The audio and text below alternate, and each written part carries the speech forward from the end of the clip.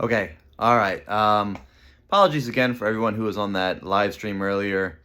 I don't know. I don't know if it's my laptop, my Wi-Fi, or what, but I've done.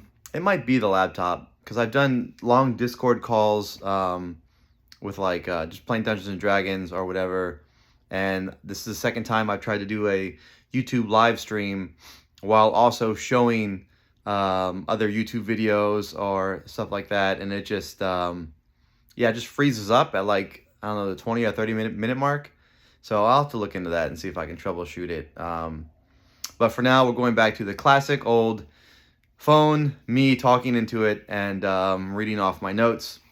I was excited to I appreciate everyone who did jump on. I like the engagement. I'm excited to kind of work through these things together. But alas, it's not to be. So, all right, going back to it. Same topic. It's looking over the last few videos. I've got 1, 2, 3, 4, 5. 5 of his more recent interviews. 3 he shows up in person. 2 I think are just vocal, and is trying to see if we can pick up anything in his answers and his words and his tone, his body language. So I'll do the same kind of introductory spiel that I did for the last live stream that crashed at like the 25-minute mark. I'm gonna leave it up because there's a little bit of value in it. So I think if there's a little bit of value, might as well leave it up. I don't recommend it. It's not my best work, but anyways, I'll recover some of the stuff. So the study of body language, of tone, inflection. Some people say it's a pseudoscience. I didn't go to school for it. I'm not a trained body language expert or anything by any stretch of the imagination. I just use what's on Google. I'm a big fan of shows when they do use it. I've seen it a little bit in real life. You can just, sometimes you can ask someone a question and they're kind of dodgy with their response. Or, I think a lot of people can pick up on nervous laughter.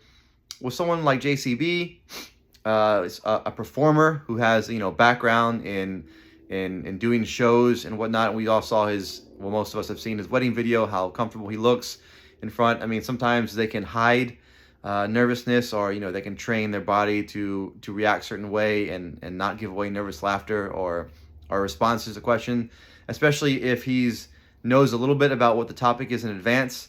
I don't think anyone's doing like gotcha journalism and trying to surprise him with a question, so I think he is kind of prepared for the answer. So I don't think, again, I'll preface this with saying there is one thing I took away from these 5 videos. I guess I'll follow my habit of leading with the good stuff. So with all 5 videos, the common thing that I took away is he said it repeatedly. Some of the videos he said it 2 or 3 times. Everything that you need is in the book. That's all you need. Everything is in the book. He said that a few different ways and a few different times in interviews. So I'm gonna have to go back and look through some of my solves, because some of the stuff I'm using requires you to look up something, or you get a clue and you have to look up and know. I think I'm gonna try to rework the solve and see if I can truly just use the book. Everything you need is the book. You just need book, water, and shoes. All right. So that being said, that's kind of one of the endpoints I'll get to. There's a few other things, but that's the main one. So if you're just watching this far, if you've managed to make it to the 4-minute mark, you might want to rework your solve if it requires you to Google something or find some knowledge that isn't in the book. All right. Okay. So getting into it, the Big D Bubba interview came out yesterday. And all these interviews you can find on Calazar's official documents channel. You can go back and look through these. That's how I went through them and looked. I saw them all the day they were posted. I just wanted to go back and refresh. I watched each one 2 or 3 times today in order to prepare for this video. All right, so Big D Bubba interview came out yesterday. The few notes I had on here are, when asked, this is the 3rd time he's been asked it, is anyone close? Are any searchers close? He kind of gives a chuckle, right? And it's not as hearty as a chuckle as asked on the Inside Edition interview, but he does kind of laugh. He says he gets lots of emails. And the other one he mentioned, he gets hundreds of emails. He gets lots of emails. He's confident that no one has the box yet. And in another interview, he talks about the incentive, all right? So he's confident no one has the box yet. It's pretty strong play. But he does say one or another is another interesting word he uses. All right, so he also goes about it's winter. It's winter in a lot of places. Not safe or advisable. So this, I thought, hit me when I was thinking about this one. I'm getting the impression that at least 3. Before I used to think that 1 or 2, but now I'm thinking that the majority of the boxes are in a place that is covered by snow right now, or will be soon. So I'm gonna have to again look over my solves for my boxes and see if that holds true. That 3 of them are covered by snow right now. And again, some parameters. All right, he's asked about if it's in a city, and he has a very interesting reaction to this one. He says, it could be rural or urban or a combination.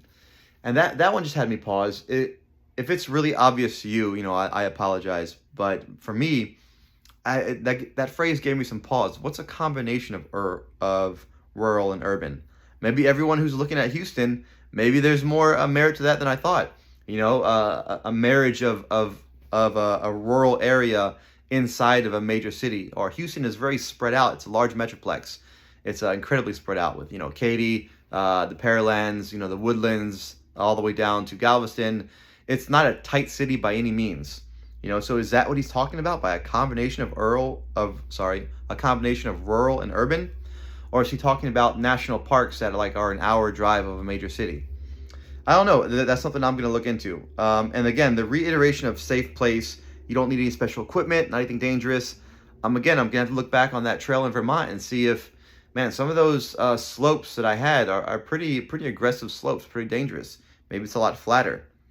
Okay, and again, the last part of the Big D Bubba interview, which I recommend you go and watch and rewatch it if you haven't watched it, is he also chuckles when he says incentive. There's an incentive in there. What could it be, right? We've all kind of wondered what's the incentive that makes him so confident that no one's found the box yet. I mean, what would I put in a box that would make me just 99% confident that anyone who finds it would contact me immediately, right? And there's theories on that, and I don't think I'm going to go into that right now because I really want to focus on just the interview. The next interview by Time in Calazar's Discord is the GMA 3, all right?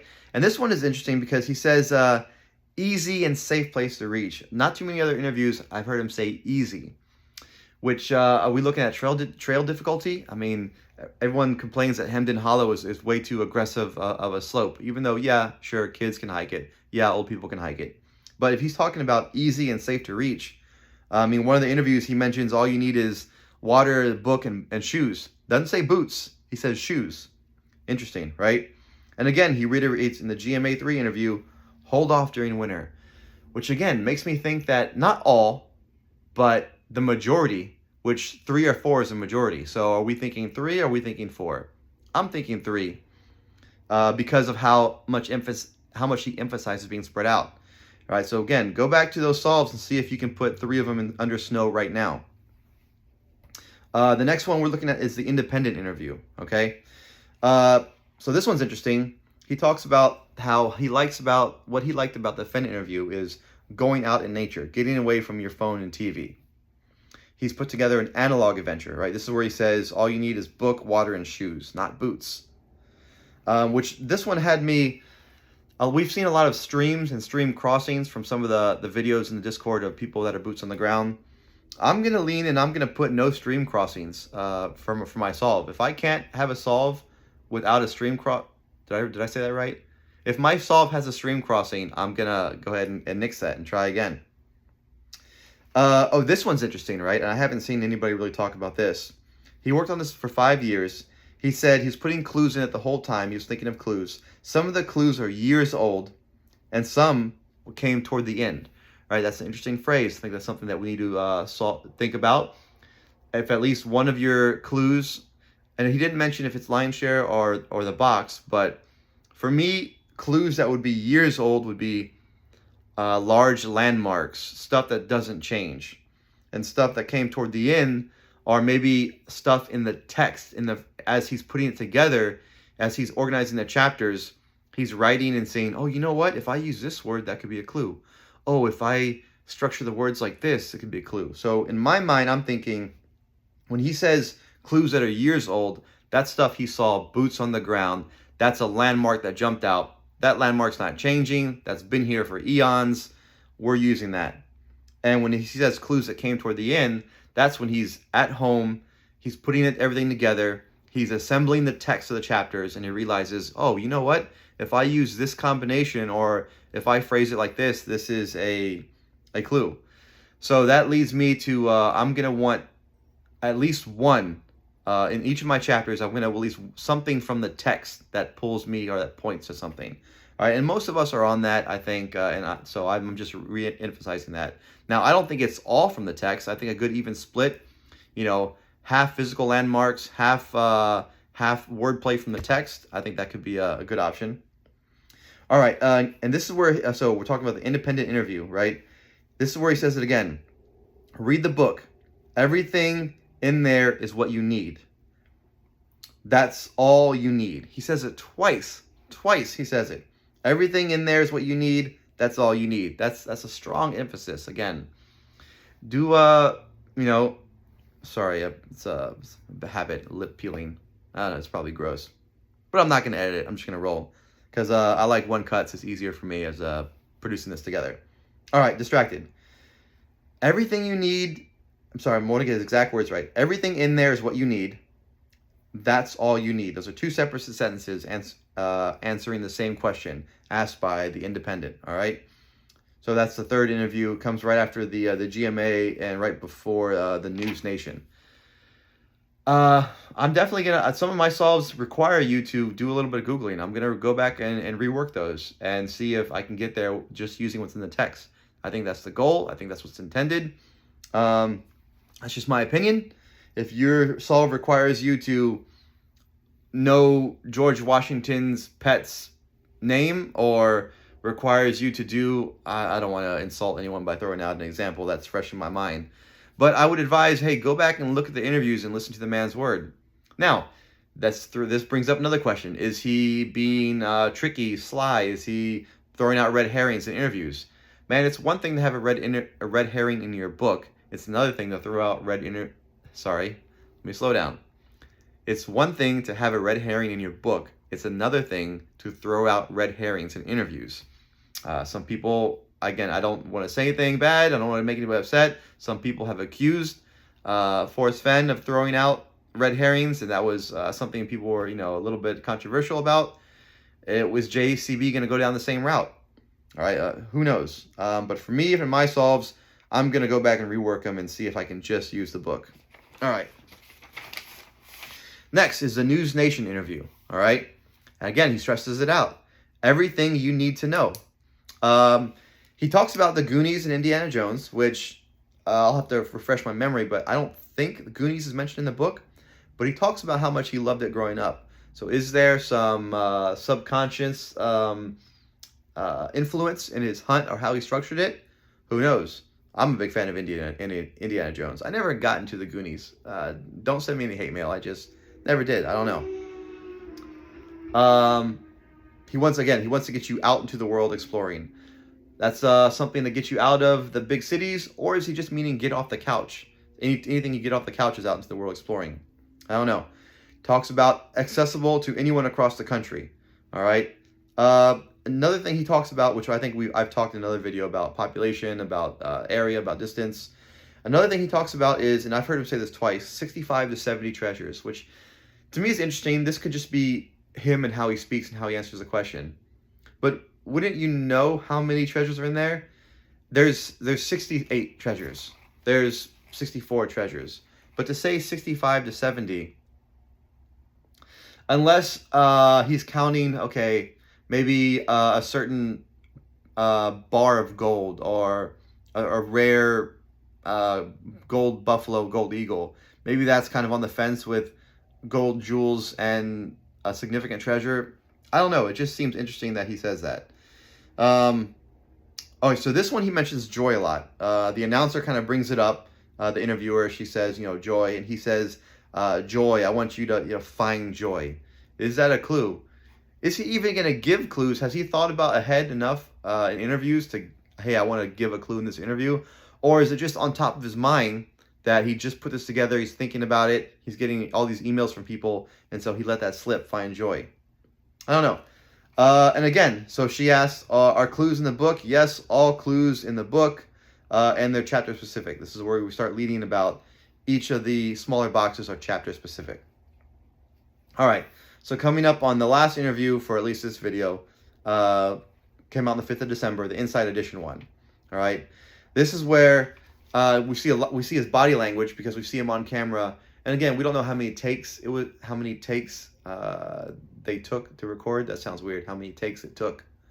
Again, we don't know that. All we see is him on camera answering the question, is anyone close? And he kind of gives a hearty laugh. Looking back on it, I thought he laughed harder in this time than the recent Big D and Bubba interview.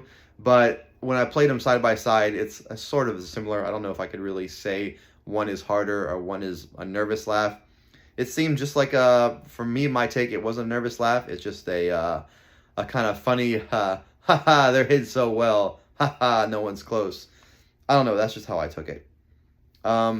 So those are some of the things. Again, I wanted to do this live. I want to do this with people, but it's just not meant to be. But looking back on there, the main thing I got, so 3 main points I'll summarize is 1, safety. He stresses safety again so much. And I really think I'm going to go back and look at all my spots and make sure there's no stream crossings, make sure there's no slopes, make sure that I'm going to even put a rule for myself, make sure that you can do it in tennis shoes, that you don't need Gore-Tex, you don't need waterproof muck boots, you don't need anything super crazy. That's just the way. I mean, in my head, I had this strange theory of how I was gonna do the slopes of Vermont with tying a Swiss seat with some rope and putting down some lopes around some of the trees so I could be safe while I'm searching the slopes. And that's like, no, that's not the play. That's not what he wants. Nothing's gonna be there on the slope like that. I had to just put that out of my mind. I think I just wanted an excuse to make a Swiss seat again, looking back through some old videos. But yeah, so the main point is safety. The other thing is, I think we can lean a little bit more toward location. Now, the U.S. is huge, right? And but I think if you look at what states have snow on the ground already and what areas have snow on the ground already, there's not a lot. I think that could help you narrow down. So that's what I'm going to do looking forward, is look at what states have snow on the ground, what national parks, what public land has snow on the ground in a substantial amount. And I'm also going to look at, what was the other thing? Oh, my solves for the book. How much do I go outside? How much do I Google? How much am I actually sticking to the book? Am I using Google as a tool to help me look through stuff that's mentioned in the book? Or am I, going way off the reservation? All right. So that's kind of the main points from this video. And again, you could have been doing it this way all along, because he doesn't really say anything other than the ebook blurbs, which I didn't cover this video, but we talked about in another video. That's kind of new and not in the book. But everything he's saying in these 5 interviews that I covered, again, we'll cover them out. Big D and Bubba, which was yesterday, the Good Morning America 3, the Independent, the News Nation, and Inside Edition. And if you want to see these interviews, they're all in Calazar's, one of the channels there. Official Docs, I think is what it's called. But yeah, let's go back to these solves and let's see if we can just use what's in the book. I mean, the word search, me personally, and it's fun to watch. It is fun. It's humorous. It gets the creative juices going. But I think collectively as a whole, we're all kind of getting a little bit far off the reservation with the word search. Let's see if we can dial it back. Me personally, that's what I'm going to try to do, and see if I can rework this. And if it does, even as much as I'm hung up on Kentucky, if it's not in Kentucky, especially if I'll have to see if any of the higher elevations in Kentucky are getting snow. If not, I mean, I'm going to have to rework. What would have snow? Vermont has snow, duh. I think the Rockies have snow right now. So what's another one? We can't rule out Pokemon's ruled out because it's too far south. So the only other thing that would have snow would be the past and the future of the lion's share. Are we thinking, is it really Tahoe? As much as I don't want it to be Tahoe, because I think the Tahoe loops around are just, I don't think that. But hey, maybe it is Tahoe. Maybe those were just unintentionally built in as Tahoe all along. Tahoe's got snow. Those could be 3 boxes. Do I think there's 4 boxes in the snow? 4 boxes in the snow is a lot. That you're kind of, if you're putting 4 boxes in the snow, you're kind of getting away from the whole, you want it accessible to everyone, right? As far as, with all those southern states. So maybe the 3 in the snow are the Appalachian Trail, the Fen Box, and the Lion's Share. And the 2 that aren't in the snow are the Pokemon and the Past and the Future. I don't know. We'll have to. It's time for me to look at a map and bust it out and take a look. All right, but that's it. Again, apologies again for everyone. I want to put out the best product as I can, and that live stream just frustrates me so much when my screen freezes or it doesn't work the way it does with the way I want it to. But shout out to you guys who were patient. You helped me out. We worked through the sound system, so that was good. Maybe Santa will give me a new laptop for Christmas. I don't know. But the only other thing I have is my Estates Quest 2 is coming up in 11 days. So again, if you're on the West Coast, hey, if you're in Tahoe, it's not that far to go down to Mojave. It'll warm you up from all the snow. If you're in California, if you're in Arizona, New Mexico, hey, the Mojave National Preserve is not too far away. It's a short quest, has a definite start date, definite end date. So it's December 28th to January 26th. Nice after Christmas break, get out there, take a look at the puzzles. I promise you they're a lot easier than anything JCB has done so far. All right, I can guarantee you that they're easy. All right, so take a look, have fun, be safe out there. All right, bye.